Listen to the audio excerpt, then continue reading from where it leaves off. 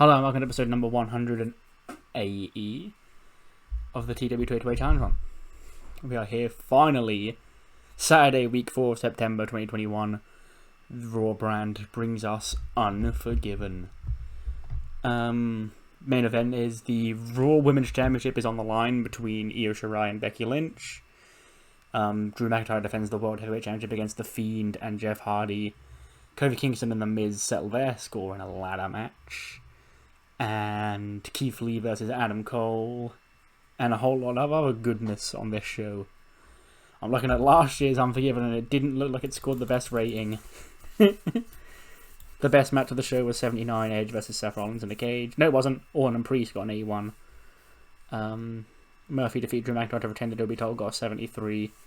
Let's hope that the main event this year gets better than that. Because we are now on No Star style, of course, so our ratings have really gone up this season. But I'm babbling. Without any further ado, let's jump straight into the show. I can't stand the way I did before. Don't turn your back on me. I won't be ignored. Time won't change this damage anymore. Don't turn your back on me. I won't. We start off on the kickoff. A tag team match. R-Truth and Dexter Lumis against Death from Above. Grand Metalik is the 24/7 champion, so if he's pinned, he will lose the title. And of course he is. Of course R-Truth pins him to win his baby back. Dexter sort of just helps him out. Doesn't really do anything.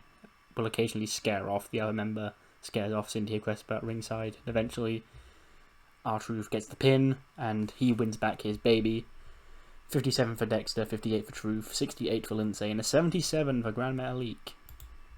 And there's the quick segment of R-Truth getting his baby back. Because I couldn't do it in the match, because it's a singles title. Also a 67. The other pre-show match, because I had to do two, because I have to have the women's times add up to the men's. And the calculations for that were fucking painful, but I think they're both at 61 minutes of wrestling on the show, and then they both had a 9-minute pre-show match. So, yeah. And the women's pre-show match, Toni Storm defeats Mackie in 8:59 with a strong 0. 66 for Mackie and a 60 for Toni. That's not too shabby at all. And Toni Storm picks up a much-needed victory on the pre-show here. We then get an 86-rated opening segment going over the main matches of tonight. Raw Women's Championship main event, Becky and Io. The World Heavyweight Championship triple threat match between Drew McIntyre, The Fiend, and Jeff Hardy. And the Intercontinental Championship ladder match between The Miz and Kofi Kingston, as well as Xavier Woods, because Tyler Breeze has promised that we will find out who attacked Xavier Woods in King of the Ring tonight. Opening match gets a 79. That's actually really good, considering it was basically the Rhea Ripley show. So, of course, it is Rhea and her team, the Mosh Pit, her Ruby Riott and Liv Morgan. The defeat Frankie Monet, Aaliyah and Brandy, when Rhea pins Frankie with the Riptide in 11 minutes and 18 seconds. 66 for Liv, 71 for Ruby, 87 for Rhea, 59 for Brandy, 53 for Aaliyah, and a 67 for Frankie Monet. And Robert Stone did some good work at ringside. That is an important note because after the match, Frankie bossed around Brandy and Aaliyah on Raw, and her miscommunication led to them fucking up, and they lost the match. It was an 8-woman tag with 2 AJ and then them 2, or them 3 they faced tonight. And Brandy and Aaliyah, they've had enough. They quit the Robert Stone brand, effectively turning babyface in the process. Because, yeah, I just fancy doing another babyface tag team because I need one for reasons that will become apparent eventually. And Aaliyah, she was a babyface on SmackDown in real life recently, and she actually didn't do too bad. So, like, sure, we'll run with Aaliyah and Brandy as a babyface team for now. They've broken up from Robert Stone brand. They're called Hot Property. And basically a fresh restart for them. And, yeah, Frankie Monet and Robert Stone looked a bit silly here tonight. 80 rated segment, that's fair enough, given the finish. If I was Adam Cole, I'd be off my game too. I don't do too many of these, but sometimes I feel like the odd one is okay. Keith Lee wins by DQ, because the rest of the UE run out and attack him and take him down. 82 for Cole, 93 for Keith, great chemistry, wrestling, and not as a manager, obviously. Definite lack of psychology, Adam Cole's off his game. Yeah, this match I've had penciled in for months before I could ever get to it. Literally, I penciled it in after SummerSlam, when in real life, it also would have been, oh yeah, Adam Cole and Keith Lee, that would be cool. But it's literally in the meantime of these 4 weeks in-game. So much shit has changed in the real world to the point where this is absolutely funny to look at now, this match. For a multitude of different reasons, specifically who's in it, and yeah. But anyway, the UE attack Keith Lee after the match, and they ground the big man, and then of course the Cyclone run out to try and fight him off. Big Bronson Reed sends Roderick Strong back in, Keith Lee fights up, and him and Adam Cole fight to the back. So we've got no UE members at ringside for the tag match. It's just going to be plain old Red Dragon, Fish and O'Reilly against Ricochet and Bronson Reed, the Cyclone. And that match gets a 78.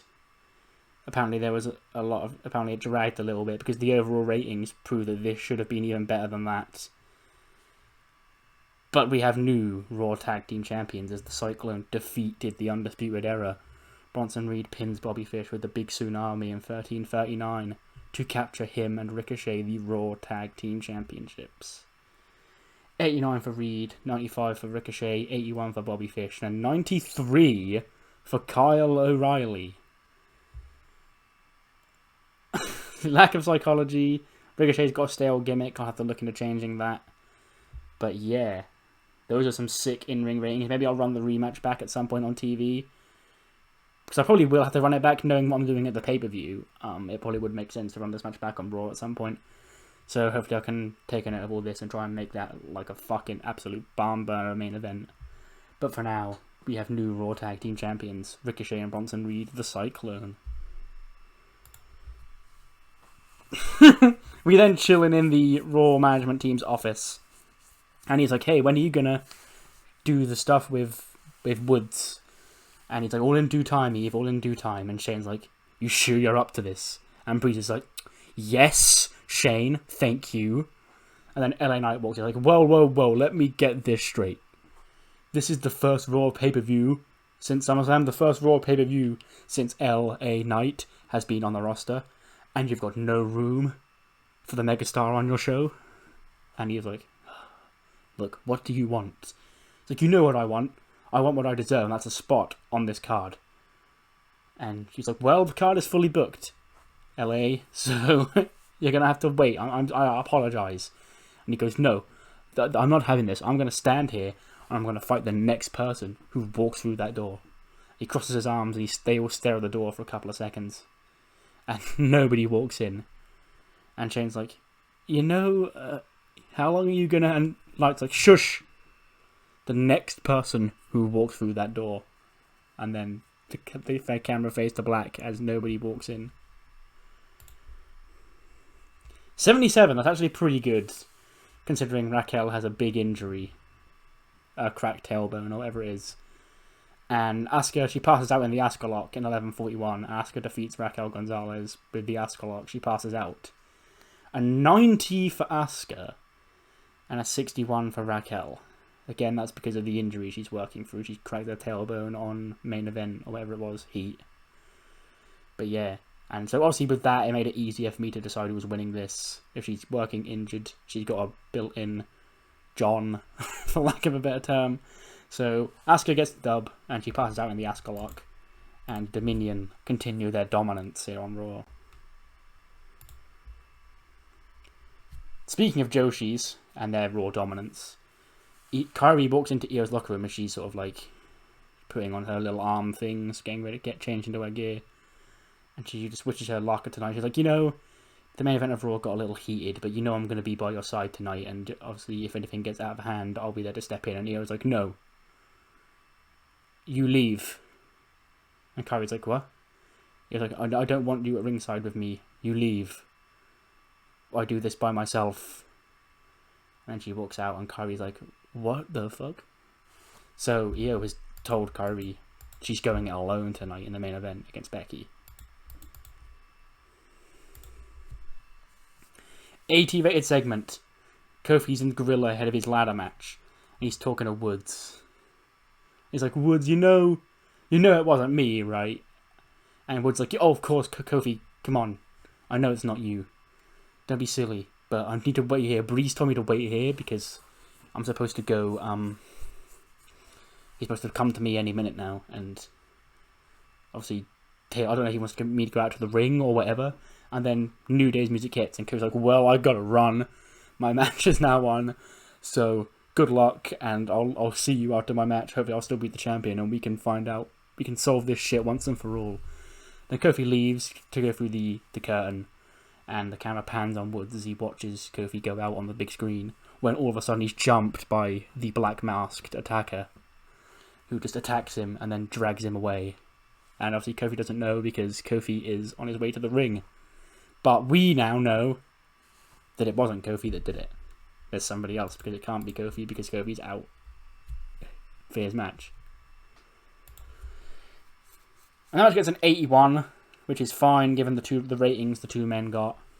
And The Miz is put to bed once and for all. Kofi retrieves the item in 15:48 to make defense number 1 of the Intercontinental Championship. 82 for Kofi, 81 for The Miz. Lack of psychology, apparently. And yeah, Kofi retains the IC title and has apparently definitely cleared his alibi towards not being Woods' attacker. We then get a quick vignette with Alpha Academy, and they go, I hope you're all enjoying WWE Unforgiven. We're not featuring on the pay-per-view, so we're hard at work. Otis is hard at work becoming the monster that we want him to be. Me and Thatcher are training the next generation of stars, Desmond Troy, among others. And we're going to be at Raw on this Monday, and we're going to put our new monster to the test. And he pats Otis on the chest, and he's like, meh. So Otis is going to have his first match as a member of the Alpha Academy on Raw Monday night. 81, that's actually good, because AJ, I didn't think, had it in her to really get this high of a rating. 17-12, that's really, as much as I don't want to give credit to her, that's really all Charlotte's doing. But there is shenanigans afoot again, because AJ's working out harder. She's got to try and prove that she can hang with Charlotte Flair, and she goes for the Black Widow, and Charlotte reaches the ropes. AJ takes her to her knees, and she's going to go for the Shining Wizards. She hits on the rope, but then she feels something grab at her feet, and she turns around, and Reginald is there, and he grabs it. He was the one who grabbed at AJ's ankles as she was running off to hit the Shining Wizard. And she's shouting at him, like, what the fuck? Why are you here? And the referee is distracted by Reggie. And he's like, what the fuck are you doing here, Reggie? God, go be a sommelier for someone else. Now Carmella's been fired. And then from behind, Danny Jordan smacks... Not Danny Jordan, Josh Jordan, sorry. Smacks AJ Lee with the book. The burn book across the face. And then she dips. And her and Reggie escort to the back. And then Charlotte hits natural selection on AJ and gets the 1-2-3 to score Charlotte the win here on the pay-per-view. 69 for AJ, 86 for Charlotte. So yeah, putting Reggie and Jordan with Charlotte seemed like the next best move since they can't be with Carmella anymore. Because she's the queen and obviously Danny's just going to suck up to her, try and get ahead in her career. Reggie's going to obviously do what she says because she's royalty and she's the queen, Just seemed the best fit for the two of them because it was still an act I kind of wanted to keep together, but Carmella obviously left. And them being like Charlotte's queenly servants, her jesters or whatever, seemed like the best fit. It's not really a faction because Reggie doesn't wrestle really. And it's a faction in the same way that the Mean Girls was a faction and Death from Above is a faction, I guess. They're just sort of Charlotte's lackeys for now. And Charlotte got the dub over AJ here at Unforgiven. We're back in the Raw management team's office. Tyler Breeze has vanished for reasons. And LA Knight's still staring at the door.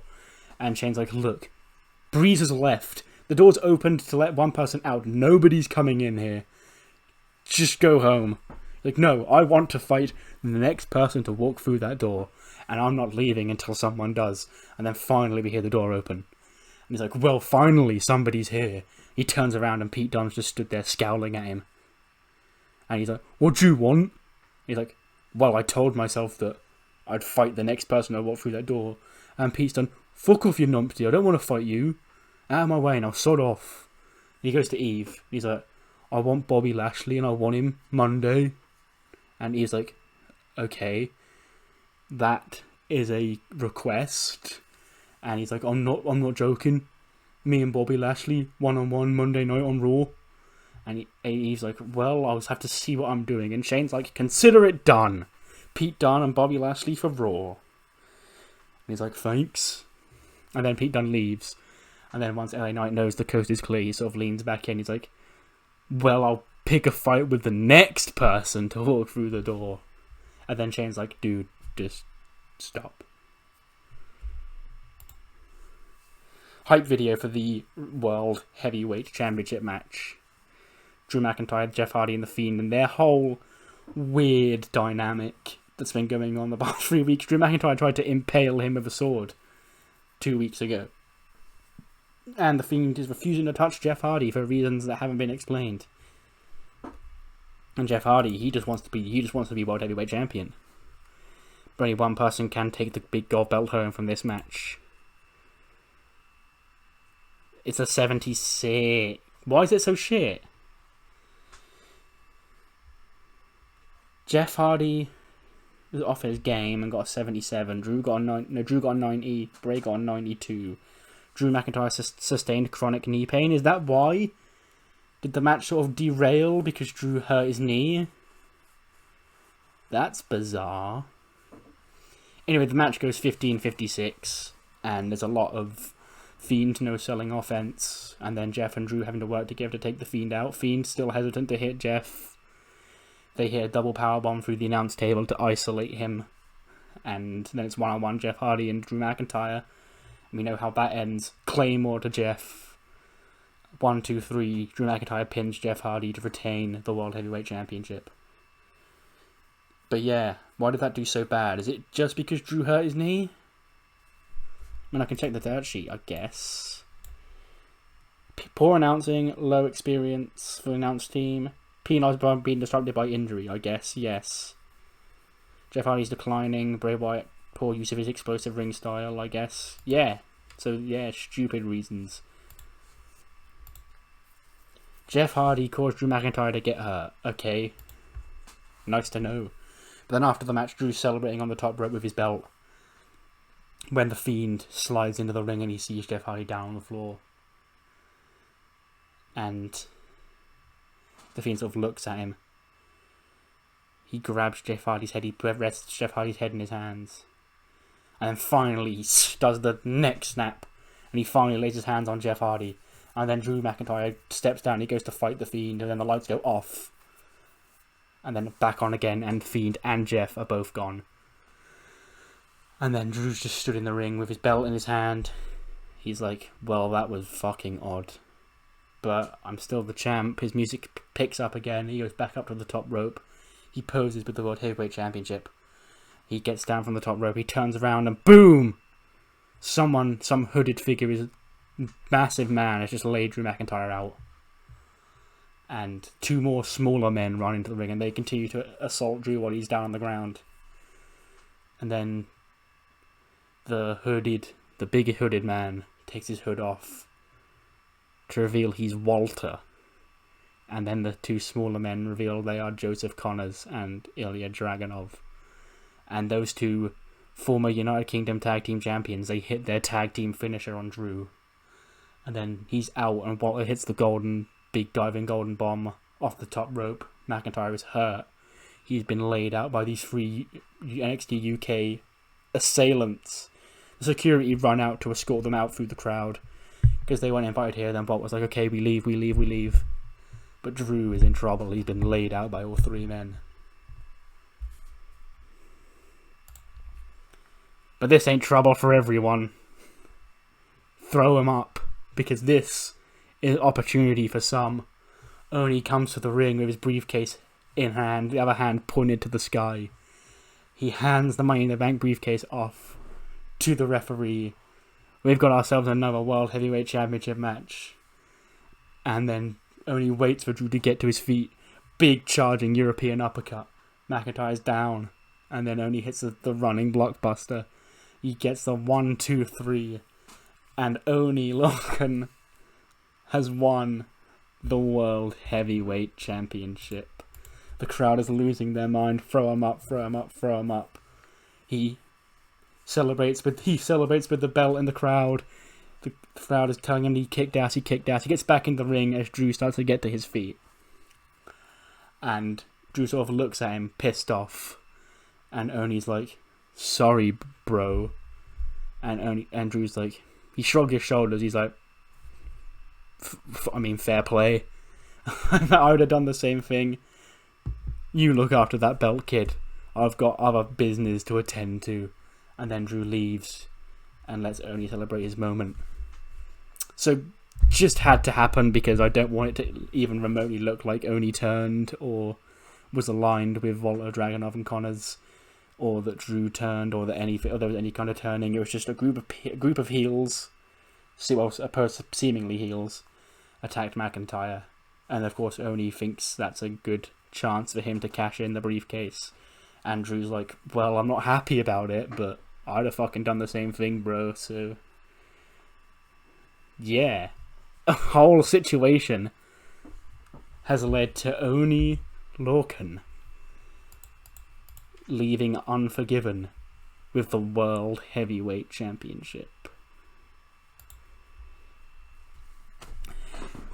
But now, emotions must be reset, because it's main event time. Whole recap segment on Becky, Io, and Kairi. They're shit. Kairi's been sent home by Io, though. She's not going to be a factor in this main event. It's one-on-one. Mano a womano, or I guess mano for one of them. To see who really is the top of the Raw Women's division. What the fuck is the matter with this match? What's the matter with this show? Jesus Christ. 79. Why the fuck is this...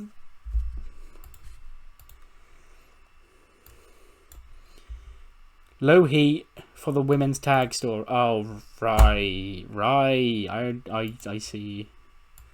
Fuck. That was my bad then. Lack of psychology.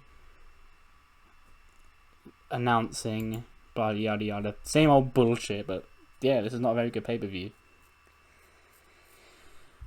21 minutes 26 probably is too much for 70 and 76. I think the psychologies are. But it is, in my mind, it's good. Ignore the game.